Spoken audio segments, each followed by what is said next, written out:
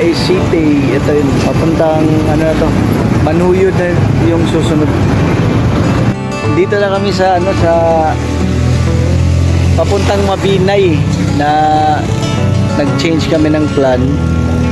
Instead of Pasang Carlos, nagpa-Mabinay na lang kami. Ito yung anak ko, Boy Scout daw kasi siya eh. Paano magluto, Dre? Paano magluto? Minsan lang tayo makaraan dito eh. Kailan pa kaya tayo makaraan dito ulit? Pero ito pala, great capital of the Philippines, Mabinay. Bacolod. City of Smiles. City of Smiles. Diba? Hello mga boss, update lang. So ngayon, tapos na kaming ikot-ikot sa Dumaguete. Hindi na masyadong maraming pinuntahan kasi ilang beses na namin pumunta dito. So anyway, at kung may madaanan na maganda, daanan natin. Pero huwag kayong mag-alala kasi i-update ko kayo kung ano yung mga magandang lugar. Pero again, yung sabi ko kanina, along the way, mag-lunch na din kami, magluto lang. May dala din kasi kaming cookset. So, yun ang maganda ng van life. Kasi pwede mong dalhin yung mga gamit na gusto mong dalhin. Kasi malaki yung sasakyan mo. So, pwede mong ikat-ikat. Van life! So, ayan lang muna mga boss bali travel muna kami. Update ko lang kayo kung may lugar kami na madaanan na maganda. Pero i-update ko kayo pag mag-lunch na kami. Sigurado yung lugar na parang ang chill na lugar. Okay? Sige mga boss.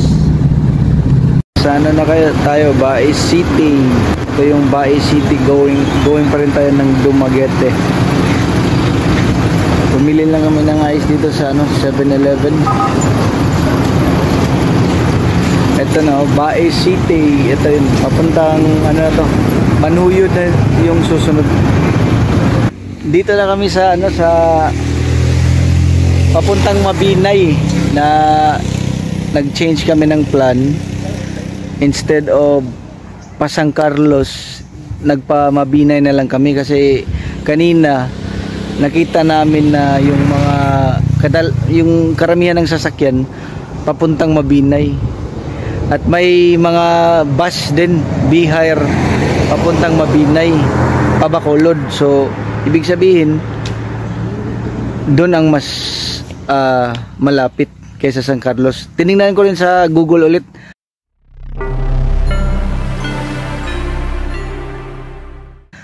Mas malayo doon ng 40 kilometers. So, makasave tayo dito.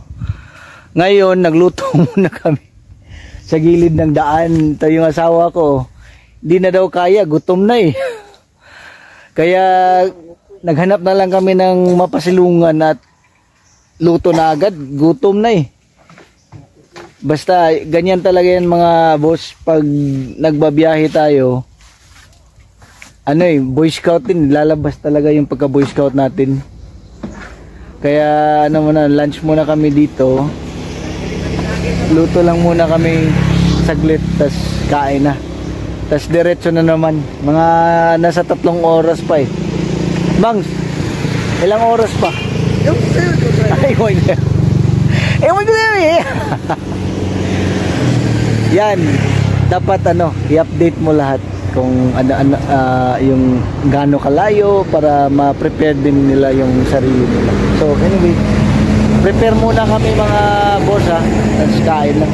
Konti lang ba, basta 12 na kasi. Sige mga boss, update ako pag may madaanan kami na maganda. Sige. Okay mga boss, update. Ito yung anak ko, Boy Scout daw kasi siya eh. Paano magluto, Dre? Paano magluto? Ano yun ipagluto? Magtagalog ka! Ito yung Vinya sausage at Vienna? Ang gagawin mo ay ilagay mo ang sausage sa pan. Okay. Nilipat na.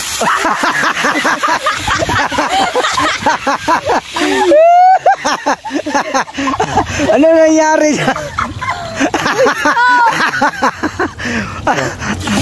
Ano yan? Usa-usa man na mo. Ako ba? Hinaan mo yung apoy. Sabi niya kasi malakas. Sabi niya dapat. Oh, yan mga boss ha, yan mga boss. Kasi ito, nagtitrain kami ngayon kasi nga nagplano kami na mag Philippine Loop. Parang training namin ito. Kaya Dre, ano ka na, mag-practice ka na diyan. Obi. Ito si Ate Nika din oh. Ang magaling ko ding magluluto. Ayaw sa tanawa ko dang na.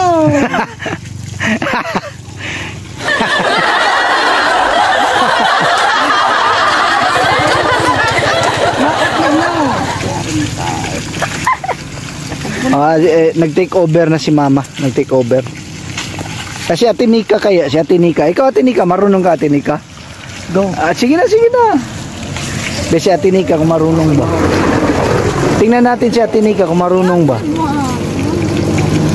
Si Ate Nika. Pero mga boss, pag ganitong mga lugar, wag na kayong mag-isip na magluto. Baka nag-iisip ko, bakit kaya sausage yung niluluto nila? Bakit kaya hindi na lang iba? Mahirap kasi yan boss eh. Mahirap na magprito-prito ka pa ng baboy o isda dito eh. Yung mabilis lang lutuin. Kaya sausage, corned beef, egg, yun na lang. Dire-diretso na yan, nakabiyahe kayo eh. Mamaya na yung mga masasarap na makakain. Tapos na siya, Tika. Pagkatapos dito, ano na naman, baka Ako na yung consumer dun. yung rice luto na eh. Yung iba, ano nang iba? Ayaw na lang Dre pagduwa Dre. Guto na kay Dre. Sige. Update ko kayo mamaya basta. Baka makuha ko pa kung ano mangyari dito. Kaya update na lang tayo mamaya. Okay, eto na naman tayo ulit, si Dre. Nag-practice kami before nag-video. Tingnan natin kung marunong na. Sige Dre, ano yan Dre? Parang sunog na yata.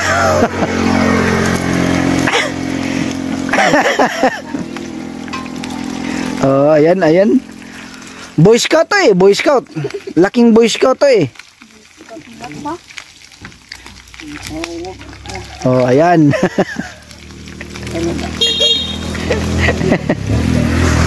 Ako ay isang Boy Scout. Sige. Kain muna kami mga boss. Tama na yan Dre. Hello mga boss. Kain na kami. Boy Scout talaga. Ito na yung kinakain namin oh. Bang. Hello. Ano lang, may corned beef, may sausage, may itlog, may isda. May tirang isda kahapon pa. Pero anyway, ganito talaga yung magbiyahe guys. Wala na yung mga restaurant na yan. Kasi nga on the go. Yun yung mga kinakain ng on the go adventure. Sige, kain muna kami ha. Sige. Ito. Hello. Si Dre, si Ate Ja. Mang, musta na yung mga kainan natin dyan? Lumalaban. Nandito na kami sa Mabinay. Ito pala yung cave capital ng Philippines. Mabinay, cave capital of the Philippines. Ngayon ko lang alam to. Pero yun pala, picture muna kami dito sa family ko. Minsan lang tayo makaraan dito eh. Kailan pa kaya tayo makaraan dito ulit? Pero ito pala, cave capital of the Philippines, Mabinay. Mga pa kami, mga 1 hour plus papuntang Bacolod. Sige po. Ay, mga boss, musta mga boss? Update lang, nandito na tayo sa Bacolod proper. Ito yung favorite na bongbongs. Dito binibili yung mga delecto ng Bacolod. Dito na tayo sa Bacolod City na. Dito, bongbong, bili ka ng piyaya, mga ganun. Punta kami ng plaza para pa-picture sa sikat na City of Smile. Ate next, paano yung, ano yung mga Ilonggo natin doon, ha?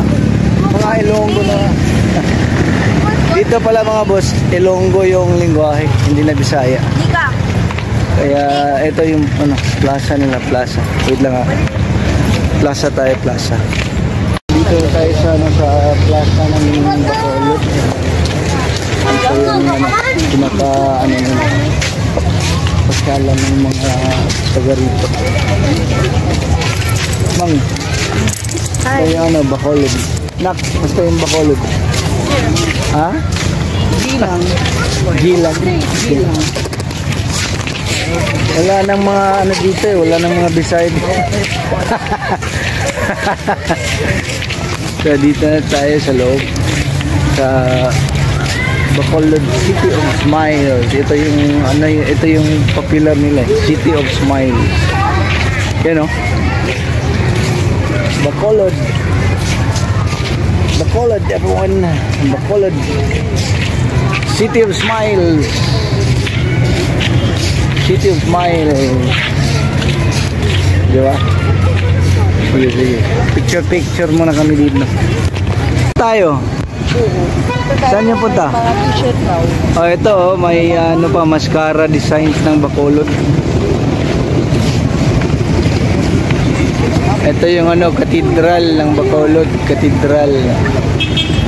Tapos ito yung plaza nila. Kung makita nyo may mga ano pa, mascara designs. Ito yung jeep nila oh.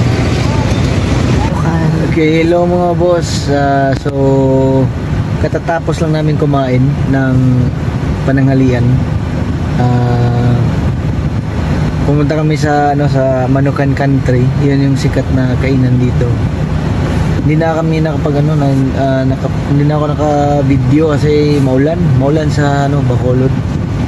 So ano na ngayon, parang 7 o'clock na yata. Ang plano namin ngayon, kasi medyo napagastos kami sa kain eh. Na ano, na over budget. So siguro ang gawin namin, may pasyalan lang kami, yung may pangalan na Negros, yung parang lagoon nila dito. Maganda yung paggabi. Pagkatapos nun, diretso na kami ng ano, patawid ng Iloilo. Ang sa pa Iloilo, yung barge, 24 hours yan from Bacolod to Dumangas. Pero ang catch niyan, hindi lalarga yung barko pag hindi napuno. So ano lang, paunahan sa linya, pero kung konti lang yung pasero, hintay kayo hanggang mapuno yung barko. So gano'n na lang. Gala muna kami saglit, tapos pag matuloy kami sa Iloilo, i-update ko kayo kung magkano yung gasto sa barge at kung anong mga, kung may changes ba sa kanilang mga schedule o ganun. Sige mga boss, mamaya na naman update tayo. So bali, ang nangyari, hindi natuloy yung ano namin pag gala sa Bacolod kasi ano eh, umaambon, tas nakawalang gana, paulan-ulan. So ngayon ginawa namin ano lang, dumiretso na kami ng Pailoilo. Nasa ano na kami, barge ngayon. Mang, ito yung asawa ko, yung anak ko. Mang, super, kumusta naman yung biyahe? Hindi ko pa alam kasi hindi ko alam. No? Ito din, si Dre, dalawa kong ano, daughters. Si Jam, Ate Jam, Ate Nix.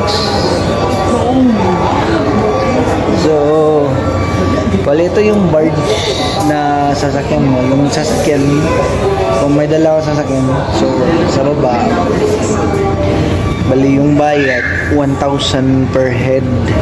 Ay, hindi, sorry, 1,000 yung sasakyan na 4 wheels. Libre ang Libre, dalawa. Tas excess 60 pesos per head. Adult. Tapos, It's not adult. okay. Tapos may terminal fee. So siguro lahat mga nasa 180 plus 72 pesos. so mga nasa 1.3. Mga 1.3. Yun. More or less mga 1.3 yung gagastusin nyo. Kung 5 kayo. So, bali ang biyahe dito, ang ano pala, para may idea kayo, yung style ng barko dito.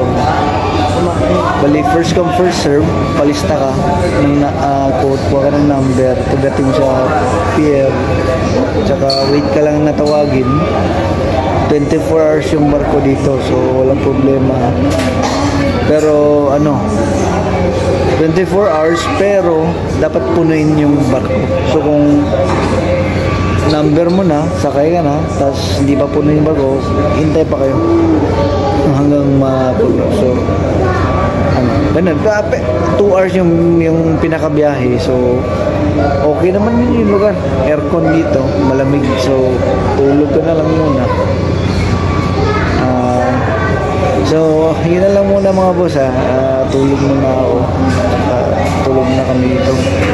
Rest. Tapos, update kami pagdating sa Iloilo. Sige mga boss. Mga boss, nandito na kami sa Iloilo. Ngayon, dito kami na magstay sa Ongbun Pension House, yata. Sa Ledesma Street, Iloilo. Ito yung room namin, 3 bed, air conditioner, may CR. Hulaan nyo kung magkano. Sana abot ng 1,000 pesos. Talagang ano siya, affordable for a vacationist. Pareho namin, yeah. Tapos family. Tapos ganito. Ang sagot, 1,180 lang ang lugar. So napakamura na. Malaki talaga siya sa personal. Wala nga lang breakfast pero okay lang yun kasi mura talaga yung 1,180. At meron kaming good news sa aming family. Can I see it? Yung ano, si Dre, alam naman yung top 6 sa room. Si Ate Nika, alam din namin na top 2 sa room. At ngayon, si Ate Jam, baka top 1 na. 99 na ang high score. Si Ate Jam. Hello, Ate Jam. Ano siya? Senior high, grade 11. So anyway, 11 na ngayon, 11 PM. Kararating lang namin. Kasi galing Dumangas Port ng Iloilo, papuntang dito, city. Mga 23 kilometers. So medyo malayo din. Anyway, pahinga muna kami. Bukas, punta kami ng Guimaras. Guimaras Island. Diba, Tinix? Sa mga anak ko, first time nila makapunta bukas sa Guimaras. Ako pangalawa. So, bukas na lang update na naman. Bye-bye! Tayo sa windmill. Yan. Talagang malaki yan. Oh. Yan. Pansinin mo yung van. Tsaka yung